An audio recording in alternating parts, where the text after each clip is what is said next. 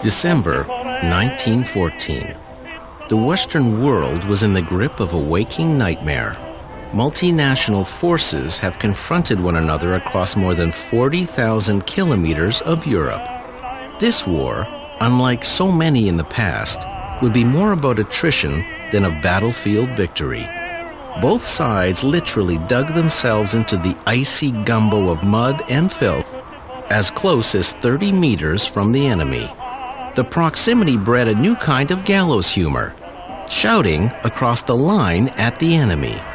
When a stray bullet whizzed by, one of the targets might taunt, "Missed," or "a little to the left." On Christmas Eve, a fresh snow began to cover much of the front. Soon after, Private H. Scrutton of Essex Regiment wrote of what he described as an exciting incident. It began with a voice calling out across no man's land. From our trenches, "Good morning, Fritz." No answer. "Good morning, Fritz." Still no answer. "Good morning, Fritz." From the German trenches, "Good morning." From our trench, "How are you?" "All right." "Come over here, Fritz." "No, if I come I get shot." "No, you won't. Come on." "No, you come halfway and I meet you." "All right." One of our fellows thereupon stuffed his pocket with cigarettes and got over the trench. A German got over his trench, and right enough they met halfway and shook hands. Fritz taking the cigarettes and giving cheese in exchange. This remarkable scene was played out in many places, in many ways, across enemy lines. Silent night, holy night. So began the remarkable Christmas truce of 1914. For many, it was a chance to collect and bury their dead with the permission of the enemy. For others, it was a chance to swap food, cigarettes, gossip, and souvenirs. Several letters record that a soccer game was organized among the warring sides. One soldier wrote of a German playing "God Save the King" on his harmonica. While the truce was widespread, it was by no means universal. Pat Collard wrote his parents of that day. "Perhaps you read of the conversation on Christmas Day between us and the Germans. It's all lies. The sniping went on just the same. In fact, our captain was wounded, so don't believe what you see in the papers." But it did happen. And though the truce was difficult to start, it proved much trickier to stop. In some places, despite orders to end the truce, neither side fired upon the other. Many French and German troops who'd engaged in the truce were replaced. Where the terms were much clearer, the fighting began almost immediately. A lance corporal with the Royal Engineers wrote that as soon as the truce had lifted, the enemy attacked. We had found that our pals of the previous 2 days had tried to rush our position, but they got cut up as usual. And I believe the next morning the ground where we had been so chummy and where Germans had wished us a Merry Christmas was now covered with their dead.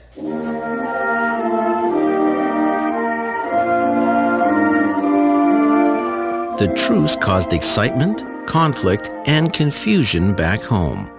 Some rejoiced that peace could break out in the unlikeliest place. Others, like an anonymous writer to the Aberdeen Daily Journal, were more scolding. "Fie on ye Scotsmen. There's not much of the boasted Highland pride left in you when you would sell it for a German souvenir." Up the ranks, the hierarchy on both sides were a little less melodious, but no less blunt. Troops on both sides were warned by commanders that there would be no more fraternizing. Germans were warned that offenders would be shot. Few argue that a frontline soldier can't fight as effectively when he feels friendship or sympathy towards the enemy. As did Rifleman C.H. Brazier, who met some 30 Germans during the truce and found them quite nice fellows. Another Allied soldier quoted a member of the Saxon regiment as saying they didn't want war and thought the Kaiser quite in the wrong. Peace would not break out again until November 11th, 1918. The idea of war would be more tightly controlled.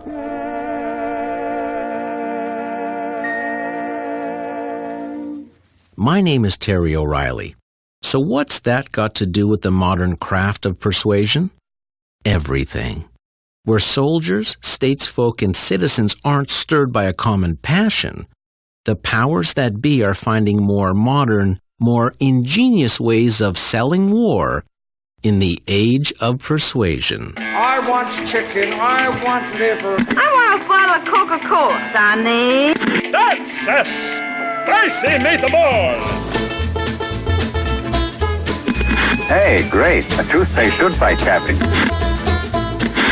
I can't believe I ate that whole... Spacious cabin, attractively decorated, air-conditioned but draft-free.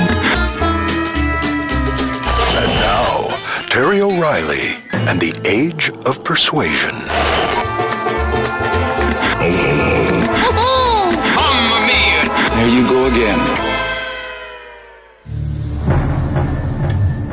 You may have seen the recent Canadian Forces recruiting ads. Stark images of an air crew and a ground team on snowmobiles race across the snow to the site of an airline crash, where terrified survivors huddle. A graphic reads, "Fight Fear." A crew of a freighter desperately jettison cargo as a Forces ship approaches. In time, armed troops board the ship. There's a press conference. Small wrapped packages of contraband are displayed for reporters. Fight chaos. Rescue teams reach the cold, frightened survivors, providing hurried attention and swift evacuation. Fight distress. We see planes, helicopters, tracking doodads, a sub, a transport, a fighter jet. Then, an invitation to fight with the Canadian Forces. After nearly 30 years in the business, there are only two advertising categories that scare me. One is feminine hygiene. The other is military recruitment. To begin with, I find these new Forces recruiting ads to be very well done. Yet they're drawing some fire of their own. They show forces responding to domestic situations, but not to war. It's far more intense, far grittier than the career lifestyle recruiting ads of the not-so-recent past. It's not like any other job. Ours is a learning experience. It's technology. Opportunity. Teamwork. We're all across Canada. Around the world. Making a difference. Think about it. It just could be the challenge you're up for. Strong. Proud. Today's Canadian Forces. A message from the Government of Canada. Everything about that ad screams peacetime. A pitch to join the always challenging, sometimes dangerous, but rarely life-threatening forces of a pre-9/11 world. In 2007, the Forces released other TV ads that did show war and fighting, and a homemade bomb laced with nails taped to a cell phone detonating device. It showed Canadian troops breaking down a door and rescuing someone in Afghanistan and discharging weapons. Among its critics, one MP called the ads warmongering. With respect, I call them honest.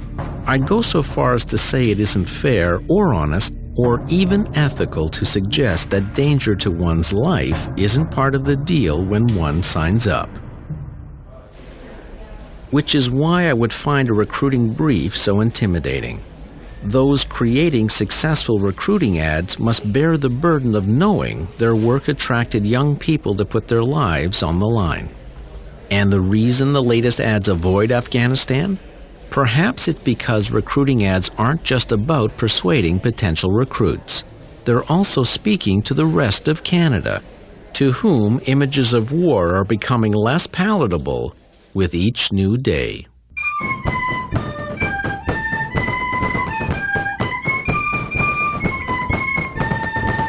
In Napoleonic times, recruiting was a little different. In marketing terms, the reason why was a little less complicated.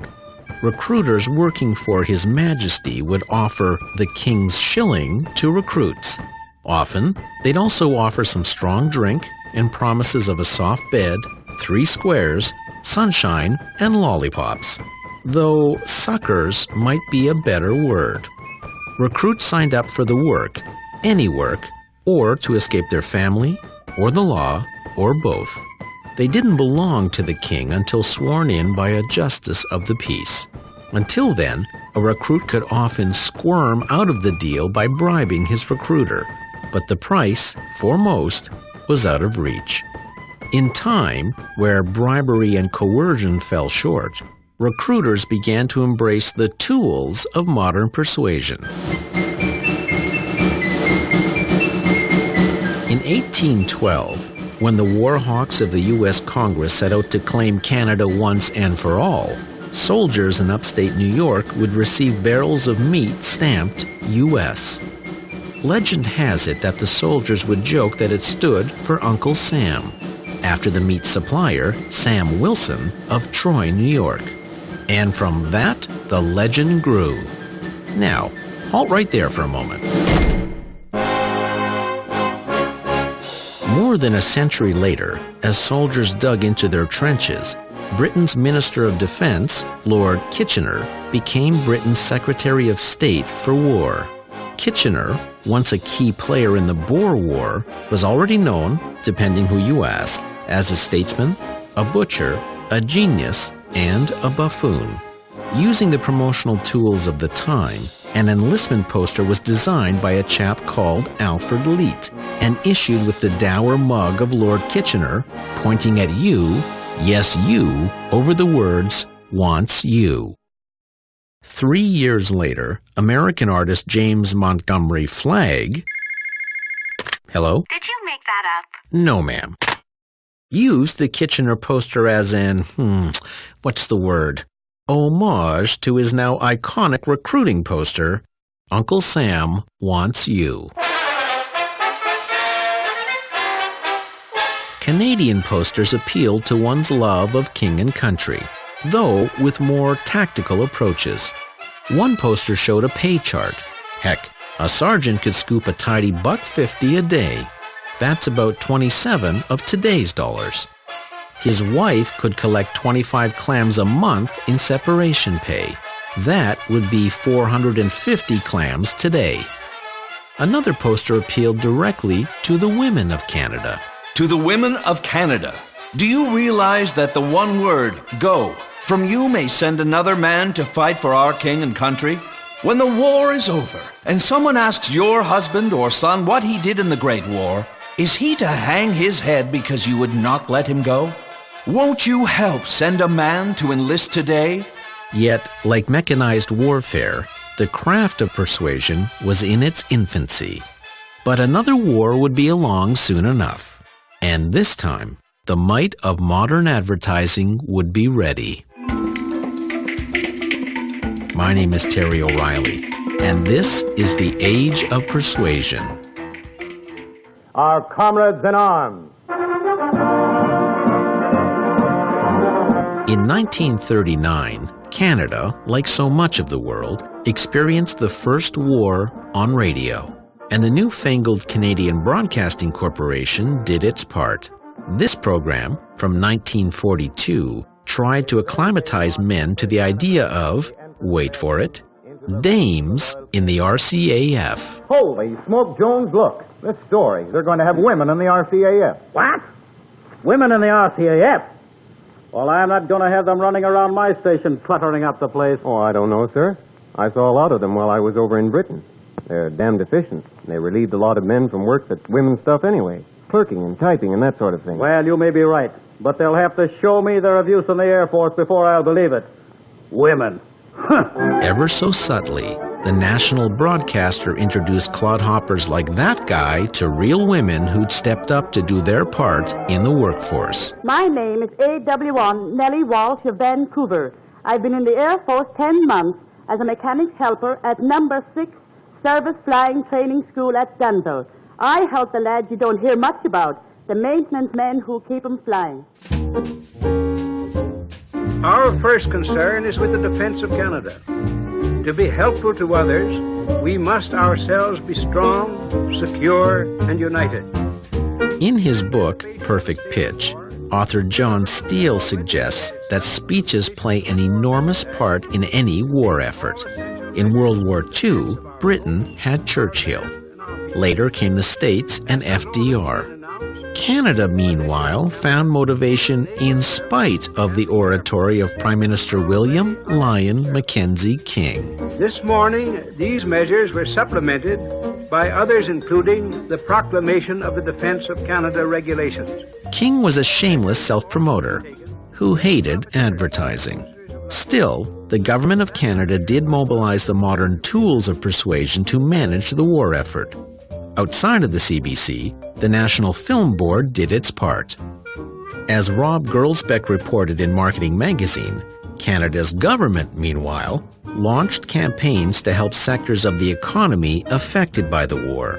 Ads were created for the U.S. market to inform our American friends that, though the Nazis might march over the pole at any minute, Canada was still a swell place to vacation. Another campaign urged Canadians to serve their country by eating tinned lobster to support an industry badly hurt by the loss of European sales. 7 months after the campaign began, tinned lobster sales had climbed 400%. Prime Minister King, meanwhile, had hoped to ban alcohol to help the war effort. But when he couldn't sell that, he settled for a wartime ban on beer, wine, and liquor advertising. Stateside, the marriage of persuasion and war took on a much more powerful dimension.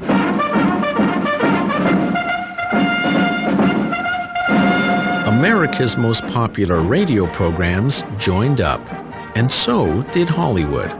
One of its staples was the film series Why We Fight, narrated here by Canadian-born Walter Houston. Causes and events leading up to our entry into the war. Well, what are the causes? Why are we Americans on the march? In 1942, a group of men descended on Washington, armed with big black pencils and layout pads. Soon, they would change the relationship between marketing and war. Among them was the legendary Leo Burnett, who would later describe their mission thus: "They didn't try to explain the ad business to anybody. They just said, to every ear that would listen, here we are. What needs doing that can be done by people with hour-shaped heads?" So was born the War Advertising Council, whose ranks over the years would include so many of the giants of advertising, including Burnett, David Ogilvy, and Fairfax Cohn.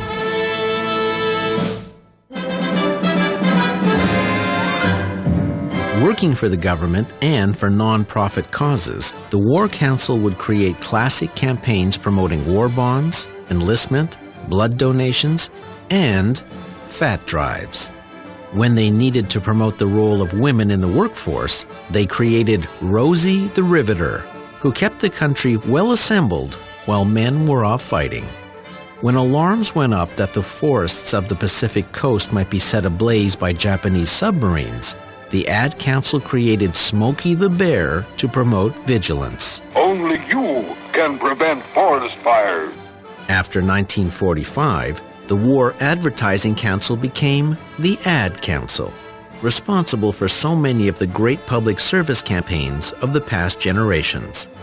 They would go on to create the famous crash test dummies to promote seatbelt use, the Crying Indian to fight littering.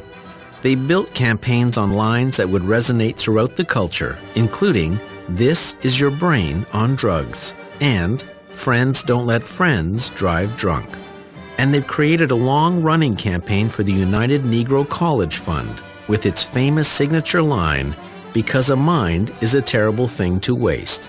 A line mangled by a U.S. Vice President who will remain nameless into, "What a waste it is to lose one's mind."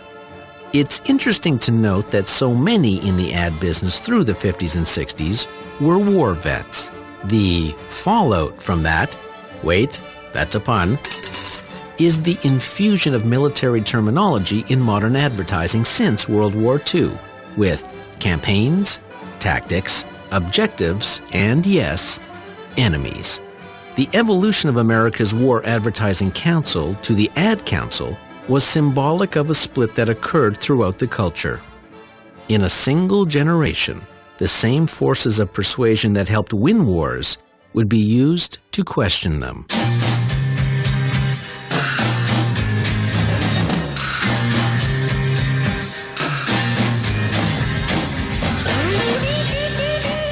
By the latter half of the 20th century, the picture of men and women sprinting to the call of their country was no longer a gimme.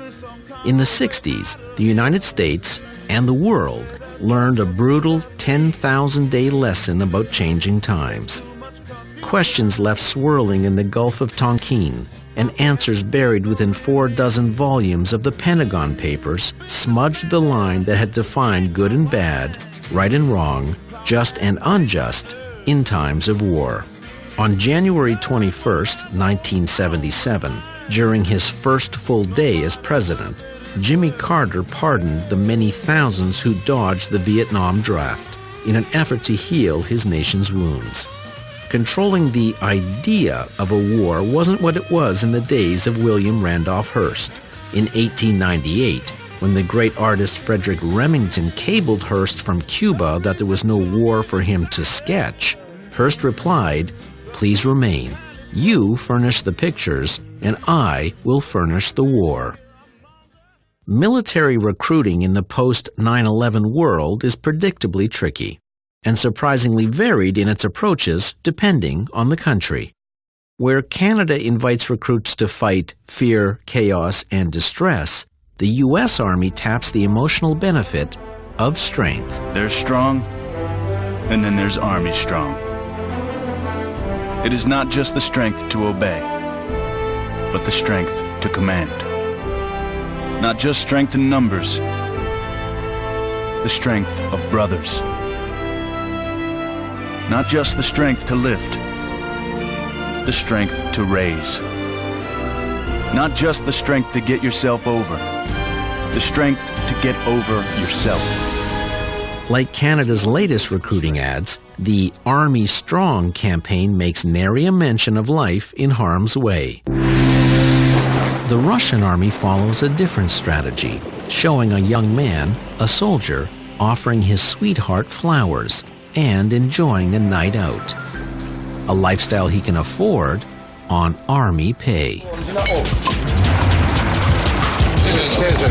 Estonia's Scouts Battalion appeals to the emotion of respect. A young man in civvies knocks over a line of motorcycles belonging to a bike gang. When the members see the insignia patch he's wearing, they apologize to him. Sorry, et rattad ette parkisime. Most intriguing to me are ads for the Swedish Army. One shows a young man and woman in the center of a giant maze putting together a miniature puzzle, a replica of the maze they're in. 2 attack dogs are finding their way to them. Working coolly, the 2 solve the puzzle just in time, and glass doors close, keeping the dogs away. In another, a woman in a large glass box hurries to solve a Rubik's Cube as sand quickly buries her. On completing the cube, the sand stops. In both cases, the ads ask, "Do you have what it takes to be an officer?" The primal instincts that lead to war may be unchanging, but the persuasive paths that lead to soldiering come from many directions. There was a time when war was not that tough to sell. Soldiering might mean survival to the working class and honor for the well-to-do. The call to king and country mobilized thousands in this country's earliest years. But that has changed. Historian Jack Granatstein noted that there might be something noble or utterly foolish about Canada's tradition of fighting wars, often someone else's wars, for for the relative abstractions of justice and freedom, a tradition very much on the minds of the young men and women who choose to serve. The reality is, in Canada and many other lands, war is an increasingly difficult idea for nations to sell to their people. Recruiting soldiers has, for those in my profession, become a tricky, even daunting brief. Is there a tougher idea to market than war? I think so. Could you even imagine taking all the time, effort, sacrifice, skill, emotion, and talent used to wage war and using it to wage peace? Despite all good intentions, that might remain the toughest sell of all in the Age of Persuasion. The Age of Persuasion is created and written by Terry O'Reilly and Mike Tennant, two red-blooded Canadians who test their limits of guts and endurance by watching recruiting ads. Don't laugh. Wow, that's tougher than it looks. Ask yourself, have you got the fell-out-of-bed wardrobe, the glacier-fast reflexes, the cranial warehouse of culinary cunning that it takes to be? Engineer Keith Oman. Title theme by The Few, The Proud, and by Ari Posner and Ian Lefevre. The Age of Persuasion is produced for CBC Radio by Pirate Toronto.